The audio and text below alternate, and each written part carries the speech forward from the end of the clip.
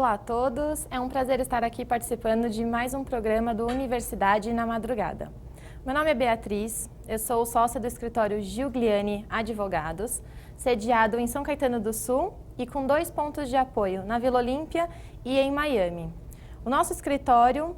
atua em diversas áreas, tais como direito administrativo, aduaneiro, ambiental, bancário, arbitragem, contabilidade e auditoria, civil e comercial, contratual, direito tributário, trabalhista, enfim, todas as áreas que o empresário precisa para organizar todo o seu negócio e ter toda a assessoria jurídica necessária para que o seu desenvolvimento se dê de uma forma bastante sustentável. Nós participamos de algumas premiações junto ao Sebrae, e nós tivemos algumas qualificações nos anos de 2013, 14 e 15. Esse prêmio do Sebrae foi para pequenos e médios empreendedores e eles qualificaram aqueles que tiveram o melhor posicionamento em termos de gestão. Isso nos ajudou bastante porque nos propicia que nós podemos auxiliar o nosso cliente tanto na parte de gestão administrativa do seu negócio, como posteriormente na parte da assessoria jurídica propriamente dita. Bom, primeiramente, apenas para ter um currículo, eu sou formada pela Faculdade de Direito de São Bernardo do Campo, sou especialista em Direito Tributário pelo IBET, Instituto Brasileiro de Estudos Tributários, e fiz um curso de Gestão de Tributos pelo SENAC. Eu sou professora assistente da Faculdade de Direito de São Bernardo do Campo, no curso de pós-graduação, e nós colaboramos com algumas informações jurídicas na programação da TV+, um canal do ABC, e também participamos com consultoria para o Instituto Pro Bono. Hoje nós vamos tratar especificadamente do tema contribuições previdenciárias incidentes sobre as verbas indenizatórias. Hoje nós temos recebido diversos empresários no nosso escritório a respeito desta possibilidade de não pagar mais a contribuição previdenciária sobre essas verbas de caráter indenizatório. Muito se tem ouvido falar a respeito dessa possibilidade de não mais pagá-las, uma vez que nós já temos uma discussão muito grande dentro do Poder Judiciário de que é possível excluí-las das bases de cálculos. E hoje nós trataremos a respeito desta discussão, trazendo todo o embasamento e fundamentação que pode propiciar ao empresário uma redução da sua carga tributária. A contribuição previdenciária, ela é tratada no importe de 20% sobre a folha de salário mensal paga pelos empregados, tanto na parte do empregado quanto a parte dos avulsos, que englobam os prestadores de serviço, autônomos, dentre outras possibilidades de contratações que a empresa possa ter, além daqueles funcionários registrados na CLT. Em todos os períodos de apuração dessas contribuições, incidentes sobre as folhas de salário, em função do receio de autuação e até mesmo por uma dificuldade na identificação e contabilização das verbas, as empresas acabam pagando e recolhendo este tributo, que é devido ao INSS, sobre todos os valores que englobam verbas salariais e indenizatórias. Ou seja, ela pode estar pagando sobre valores que ela poderia estar excluindo desta base de cálculo. O fundamento jurídico da contribuição está no artigo 195 da Constituição Federal. E ela trata da possibilidade do empregador e da obrigação do empregador de contribuir para a Seguridade Social, que é o INSS, sobre todos os valores incidentes sobre a folha de salário e sobre os rendimentos do trabalho, que são pagos ou creditados a todos os seus funcionários e prestadores de serviço, e mesmo que eles não tenham o vínculo empregatício. Aqui nós trouxemos exatamente o texto da Constituição Federal, e ela trata: a Seguridade Social será financiada por toda a sociedade de forma direta e indireta, nos termos da lei, mediante recursos provenientes dos orçamentos da União, dos Estados, do Distrito Federal, dos municípios e das seguintes contribuições sociais. Inciso 1, que é exatamente o inciso que nós estamos tratando hoje, do empregador, da empresa e da entidade a ela equiparada na forma da lei, incidentes sobre a folha de salário e demais rendimentos do trabalho, pagos ou creditados a qualquer título, a pessoa física que lhe preste serviço, mesmo sem o vínculo empregatício. E Posteriormente, nós temos a complementação desta disposição na Constituição Federal pela regulamentação da Lei 8.212, de 91, que ela complementa esse dispositivo também tratando da contribuição incidente sobre a prestação do trabalho. Para o empregado e trabalhador avulso, a remuneração oferida em uma ou mais empresas, assim entendida a totalidade dos rendimentos pagos, devidos ou creditados a qualquer título, durante um mês, destinados a retribuir o trabalho, qualquer que seja a sua forma, inclusive as gorjetas, os ganhos habituais sob a forma de utilidade e os adiantamentos decorrentes do reajuste salarial, quer pelos serviços efetivamente prestados, quer pelo tempo à disposição do empregador ou tomador de serviços, nos termos da lei ou do contrato, ou ainda de convenção ou acordo coletivo de trabalho ou sentença normativa. Aqui nós temos dois dispositivos, tanto da Constituição Federal quanto de uma lei infraconstitucional, que é a Lei 8.212, que tratam especificadamente da não incidência da contribuição previdenciária sobre as verbas de cunho indenizatório ou compensatório. Ou seja, a própria legislação, desde o seu nascimento, já trouxe essa possibilidade de nós não tributarmos aquilo que for de caráter indenizatório, sempre levando em conta de que o que for salarial será remunerado pela contribuição previdenciária. A Lei 8.212, de 91, ainda para colaborar com esses dispositivos que nós acabamos de tratar, também traz uma previsão específica a respeito do custeio da Seguridade Social. E ela traz especificadamente a disposição de que a contribuição ela será paga sobre o valor de 20% da folha de salário sobre as remunerações pagas a título de retribuição de trabalho e sempre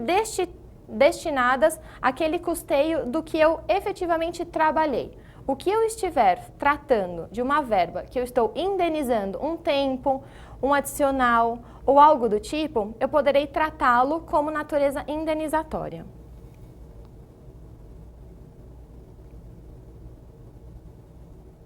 Ocorre que, muito embora a gente tenha a legislação, tanto na Constituição quanto na legislação infraconstitucional, de que a contribuição paga pelo empregador já deva incidir apenas sobre determinadas verbas, a União Federal, com o intuito de ter uma arrecadação maior do que efetivamente aconteceria, ela acaba interpretando as duas expressões que dão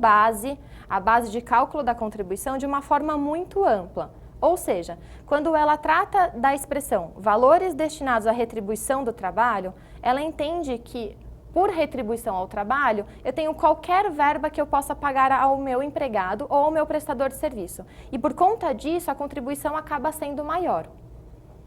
Foram diversos os casos, diversos os tributaristas que estudaram toda a legislação em vigor e nós tivemos uma demanda muito grande perante o Poder Judiciário a respeito da discussão desta tese. Os tribunais superiores, tanto o Superior Tribunal de Justiça quanto o Supremo Tribunal Federal, já culminaram numa decisão favorável aos contribuintes de que tanto a Constituição Federal quanto a Lei 8.212 já trazem a possibilidade do empresário e do empregador contribuir ao INSS apenas sobre as verbas de caráter salarial. É muito importante que todos os empresários tenham esta noção para que eles possam verificar se eles estão ou não contribuindo a mais ou indevidamente. Apesar do esforço de diversos tributaristas e de uma demanda muito grande de ações que nós tivemos perante o Poder Judiciário, hoje em dia, apenas 5 verbas foram consideradas de caráter indenizatório e já estão automaticamente excluídas da base de cálculo das contribuições. Porém, nós temos diversas outras verbas, como nós podemos ver aqui no quadro que está ao lado, e que têm caráter indenizatório e que desta forma possibilitam que o empresário tenha esta redução da carga tributária. Dentre elas nós temos valores recebidos em decorrência de acesso aos direitos autorais, aviso prévio indenizado, fundo de garantia, adicionais noturno, de insalubridade, de periculosidade, horas extras, prêmios, gratificações, bônus eventuais e licenças, férias indenizadas, abonos de férias, outros adicionais eventualmente pagos aos empregados e prestadores de serviço, valores correspondentes a vestuário, equipamento e outros acessórios fornecidos ao empregado e utilizados no local de trabalho, conhecidos como EPI, habitação, energia elétrica e veículo fornecidos pelo empregador quando indispensáveis à realização do trabalho, ajuda com alimentação e quilometragem, bolsa aprendizagem a adolescentes com até 14 anos e auxílio creche, bolsa estágio e auxílio educação, cobertura médica e odontológica, complementação de auxílio doença, despesas de viagem e diárias que não excedam a 50% do valor do seu salário, indenizações com seguro-desemprego pagos em eventuais reclamações trabalhistas e participações de PLR, participações de lucros e resultados. A segurança jurídica que nós temos em relação a todas essas verbas que nós acabamos de dispor aqui no quadro são essencialmente quanto à sua natureza. Temos que o empregado, ao trabalhar, tem a retribuição pelo seu salário, de acordo com a própria CLT, que trata de uma carga de horário de 44 horas semanais e 8 diárias. Tudo que eu pagar a este funcionário ou ao meu prestador de serviço decorrente do seu trabalho empregado na minha atividade, eu tratarei como uma verba salarial. Todas as demais contraprestações, eu terei o cunho indenizatório, porque eu estou indenizando uma possibilidade de que ele tinha de não estar trabalhando, como, por exemplo, numa hora extra, com um adicional noturno, com um adicional de periculosidade, ou seja, estou compensando uma forma de trabalho com que ele poderia ter empregado num outro local ou de alguma outra maneira. Por conta disso, nós já temos que algumas verbas foram pacificadas conforme nós falamos anteriormente. Dentre elas, nós temos o terço constitucional de férias, cuja súmula é do STJ, decorrente do recurso julgado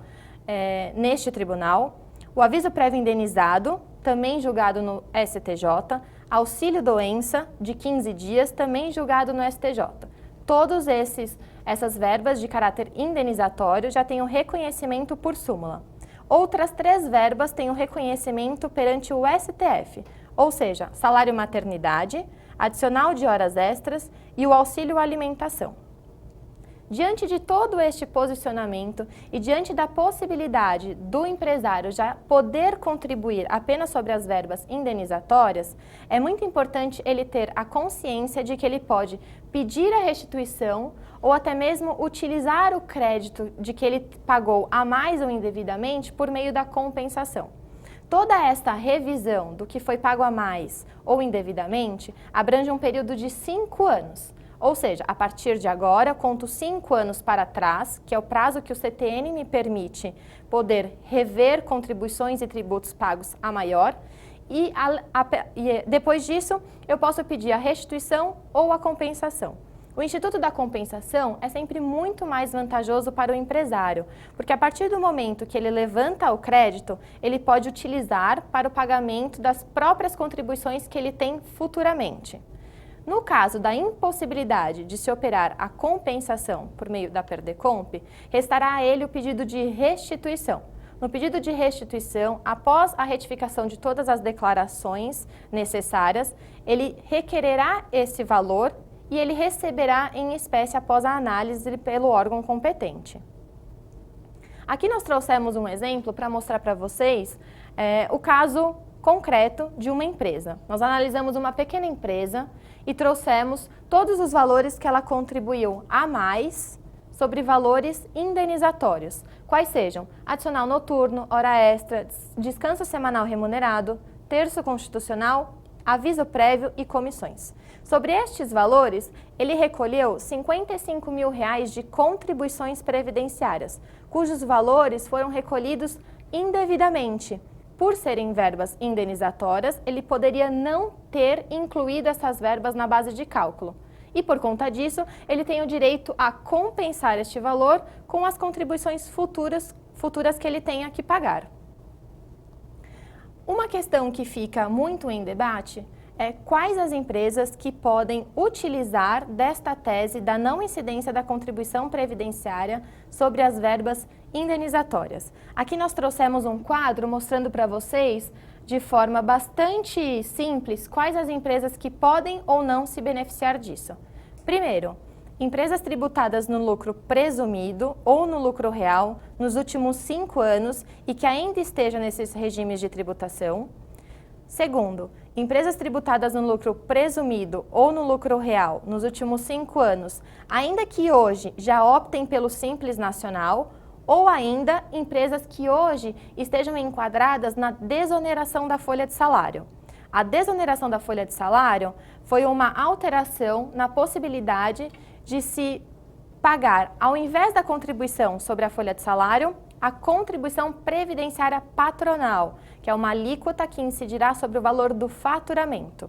Essa desoneração da folha, num primeiro momento, foi obrigatória para alguns ramos de atividade, posteriormente veio uma alteração a tornando substitutiva, ou seja, hoje o empresário faz a lição de casa de todo ano verificar se aquela contribuição previdenciária de 20% é ou não mais benéfica do que a contribuição previdenciária patronal. Se no passado ele pagou a contribuição de 20%, e hoje ele verificar que a desoneração da folha é mais benéfica, ainda assim ele terá o direito de pedir a restituição dos valores que ele pagou a maior. Como última possibilidade, nós temos as empresas tributadas no Simples Nacional, desde que sejam empresas que optem e que tenham que optar pela tabela 4. O Simples Nacional é uma forma de você apurar os seus impostos de uma maneira mais simplificada, empregada para empresas que tenham um faturamento anual de até 3 milhões e 600. A cada ramo de atividade, seja serviço, comércio ou indústria, ela terá uma tabela específica de tributação. Podemos utilizar a tese da incidência das verbas indenizatórias apenas para quem tributa na tabela 4. Em regra, são as construtoras, porque nesta tabela ela não pagará a contribuição previdenciária dentro da alíquota única, o que nos possibilita rever o que foi pago a maior nos últimos 5 anos. Aqui nós trazemos a possibilidade de você abranger a tese para todos os ramos de atividade, seja serviço, comércio ou indústria. Pela nossa experiência e até mesmo pela demanda que nós temos no judiciário, nós temos a consciência de que quanto maior o número de empregados e prestadores de serviço dentro de um empregador, maior será o volume de créditos que ela tenha para poder utilizar, porque o volume de contribuição foi maior por ter uma folha de salário maior. Para aqueles empresários menores, com menores números de empregados, o benefício também será aplicado, porém de forma proporcional, ou seja, vai ter um benefício um pouco menor. O intuito da nossa gravação de hoje foi trazer para o empregador a possibilidade dele conseguir reverter parte do valor de tributos que ele pagou para o seu próprio negócio. Muitas vezes ele começa tendo uma lição de que ele precisa diminuir custos, rever se a mão de obra é qualificada para reduzir também o custo, mas muitas vezes dentro do seu próprio negócio ele consegue gerar caixa para que ele possa investir novamente na sua atividade. E esta é uma possibilidade totalmente lícita de que está prevista no nosso ordenamento e que trata-se de um planejamento tributário. É importante que todos os empresários consigam um profissional competente, especializado, para que ele verifique se tudo aquilo que ele pagou nos últimos 5 anos está correto. E se não estiver, ninguém precisa se preocupar, porque existe a possibilidade de rever e ter o valor de volta, seja na forma de compensação ou seja na forma de restituição. Aqui está o nosso site do escritório, nós trazemos diversas outras informações a respeito do mesmo tema, vocês podem acessar, e qualquer dúvida, nós estamos à total disposição de vocês. Obrigada!